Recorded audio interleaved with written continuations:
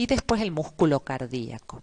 Pero los tres músculos tienen como función la motilidad, el movimiento. La diferencia es que los músculos que están adheridos a los huesos uno los puede controlar con la voluntad. Es decir, yo puedo decidir si me paro, me agacho, levanto una mano, soplo con los labios. Entonces los músculos adheridos a los huesos yo los puedo controlar. Pero los que están dentro de los órganos y el propio corazón yo no lo puedo controlar. Esos son músculos involuntarios. No le puedo decir al estómago contraete más lento o más rápido, o al corazón acelerate más o acelerate menos. No le puedo decir eso. Pero la característica es que yo los pueda controlar o no. Todos los músculos tienen como función el movimiento. Y finalmente el tejido nervioso tiene la característica de ser un tejido que tenga la capacidad de excitarse, es decir, de poder responder a un estímulo y luego conducir ese estímulo, es decir, la excitabilidad y la conductibilidad. Recibir un estímulo, poder responder a ese estímulo y conducir a otras neuronas u órganos efectores la respuesta a ese estímulo. Bien, esta es otra clasificación, pero ya específicamente del tejido conectivo o conjuntivo, que habíamos dicho que podía ser sólido o líquido. El sólido es el cartilaginoso u óseo y va a tener como función la de sostén y protección. ¿Para qué sirve el cartílago y el hueso? Para proteger estructuras como el cráneo, va a proteger el encéfalo, el tórax va a proteger el corazón y los pulmones, la pelvis va a proteger la vejiga, el útero en la mujer, la próstata en el varón, los riñones en ambos sexos. Entonces, por un lado es la protección y por otro lado, gracias al cartílago, el sostén, que junto con los músculos van a conformar el aparato locomotor, los que nos permiten el movimiento. Y después, en cuanto a lo líquido, el sanguíneo y el linfático van a tener como funciones la circulación, la nutrición y la defensa.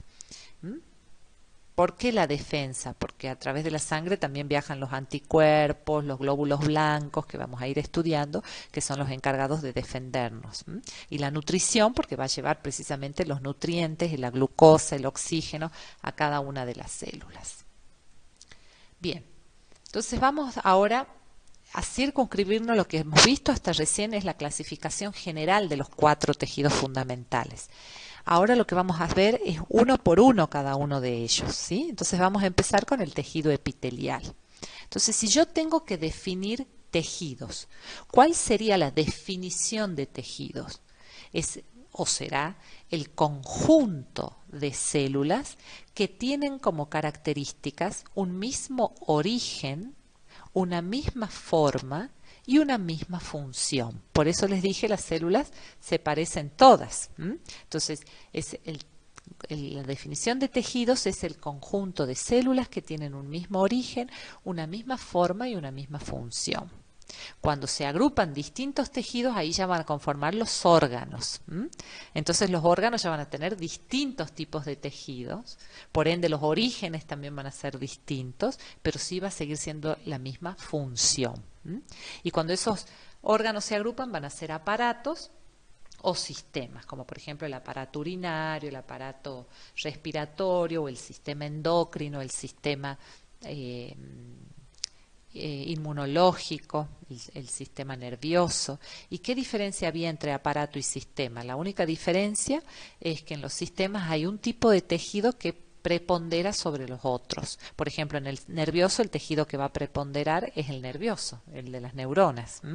En el endocrino el tejido que va a preponderar es el glandular. Dentro de los epitelios habíamos dicho que teníamos de revestimiento y glandular. Bueno, en el endocrino va a preponderar el glandular.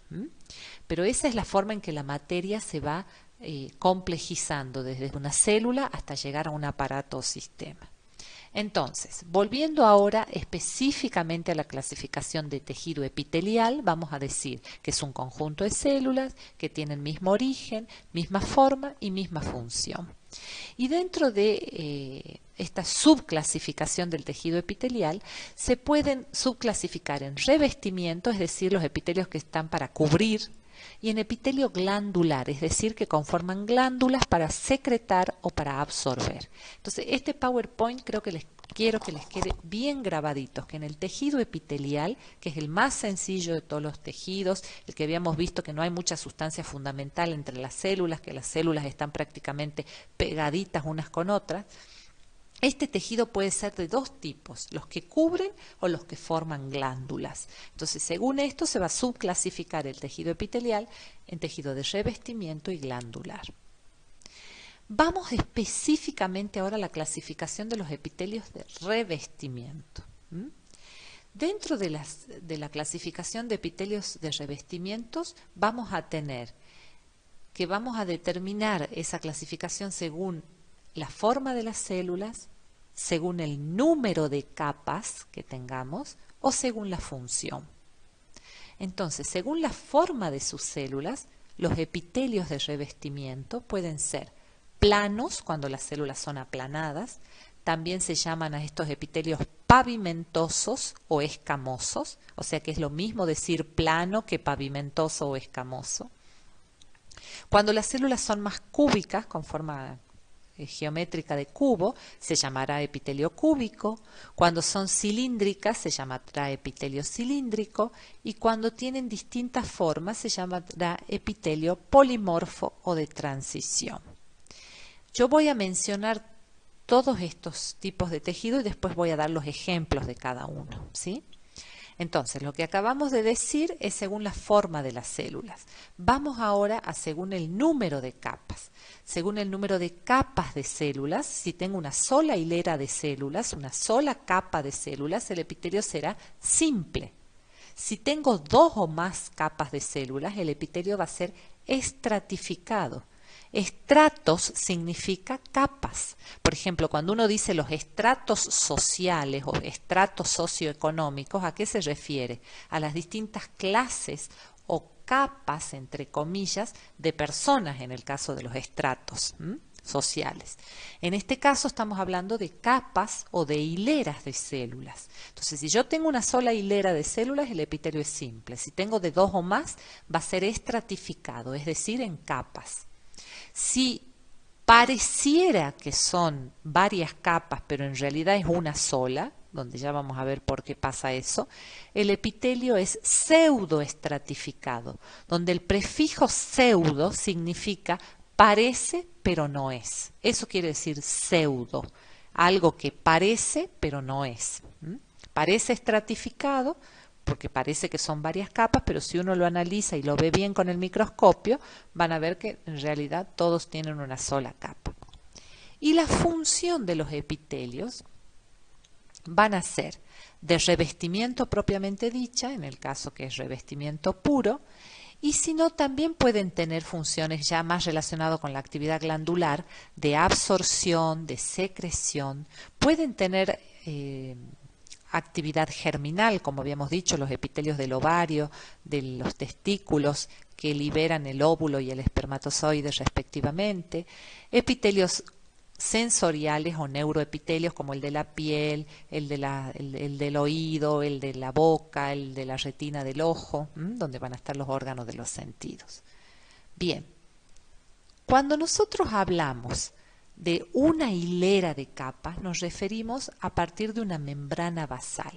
Los epitelios aceptan sobre una membrana basal. Todo lo que esté por arriba de esa membrana basal es lo que me va a conformar una hilera de capas o más hileras de células. Vamos ahora a los ejemplos. El ejemplo de epitelio plano, pavimentoso o escamoso, va a ser aquellos epitelios que necesitan ser más sencillos, más simples, como por ejemplo el de la piel. La piel, que solamente tiene como función, no solamente, tiene varias funciones, me retracto en lo dicho, pero una de las grandes funciones es la de cubrir y proteger. El epitelio de la piel va a ser, de la epidermis, un epitelio plano. Otro epitelio que va a ser plano es el del alvéolo en el aparato respiratorio para el intercambio gaseoso. Es un epitelio planito porque lo único que necesita es que se intercambie el oxígeno con el dióxido de carbono, ¿sí? Otro epitelio que va a ser plano es el de los vasos sanguíneos. A ese se lo llama endotelio vascular. Endotelio quiere decir el epitelio de adentro, eso quiere decir endo, adentro. Endotelio vascular quiere decir los epitelios que están por dentro de los vasos sanguíneos. Esos también van a ser epitelios planos, porque yo necesito que la sangre circule tranquilamente sin obstáculo.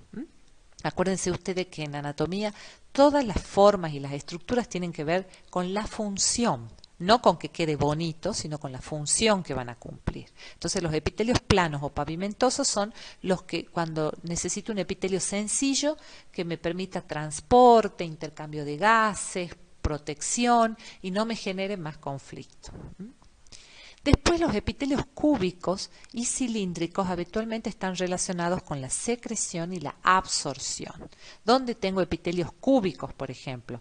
En los túbulos seminíferos de los testículos. Ahí tengo epitelio cúbico. ¿Dónde más tengo epitelio cúbico? En la glándula tiroides, donde se forman las hormonas tiroideas. ¿Dónde más tengo epitelio cúbico? En los túbulos renales. Entonces, en todos los lugares donde haya secreción o absorción, sobre todo secreción, voy a tener el cúbico. Y dentro, los cilíndricos también tienen que ver con la función de secreción y la de absorción. Entonces, ¿dónde tendré epitelio cilíndrico? Por ejemplo, en el estómago, en el intestino delgado, en el intestino grueso, que son órganos que tienen que ver con la absorción y con la secreción. ¿Y dónde voy a tener epitelios polimorfos o de transición que cambian de forma? En el aparato urinario, la vejiga y las vías urinarias. Porque cuando están llenos de orina, el epitelio está como empujado hacia sus paredes, entonces se lo ve como planito o pavimentoso. Pero cuando se vacía la vejiga o las vías urinarias de orina, con el acto de orinar, es como que esos epitelios vuelven a ser más bien cúbicos. Entonces es como que cambia el epitelio según si tiene orina en su interior que empuja ese epitelio hacia la pared o no tiene la orina. Entonces, ¿dónde tengo ejemplos de epitelio polimorfo de transición? En las vías urinarias. Bien, según el número de capas, tendré el ejemplo de simple también, el alvéolo. La piel no, por ejemplo. La piel es un ejemplo de epitelio, sí, plano, pero estratificado. ¿Y por qué? Porque la piel está expuesta a factores externos que la pueden irritar, la radiación solar, los cambios de temperatura. Entonces, todos los epitelios que estén expuestos a factores de inflamación o irritación son epitelios que se van cambiando para evitar precisamente que sus células empiecen a mutar y aparezcan células malignas. Entonces ya el organismo tiene un sistema de defensa, el organismo ya es inteligente y dice los epitelios como la piel que están muy expuestos a distintas noxas del medio externo deben ser renovados para que no se muten, no se alteren. Entonces, por eso la piel es un epitelio plano o pavimentoso o escamoso por su forma de células, pero estratificado por la cantidad de capas.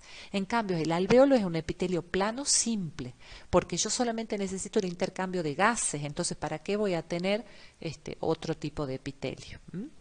Y el pseudoestratificado lo vemos en las vías aéreas. Las vías aéreas es un epitelio también de forma cilíndrica, pero pseudoestratificado, porque cuando uno lo ve bien en el microscopio, al principio parece como que son varias capas de células, pero cuando uno lo observa bien ve que en realidad todas asientan sobre una misma membrana basal.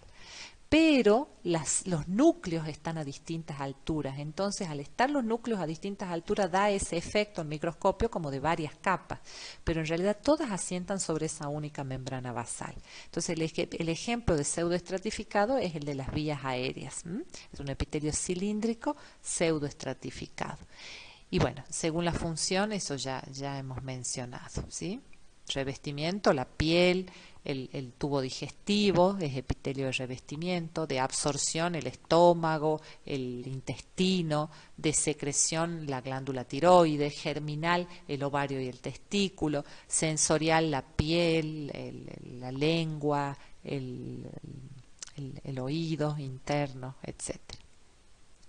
Bien, entonces ahí tenemos, fíjense, un esquemita con un epitelio simple. Ahí ven la línea negra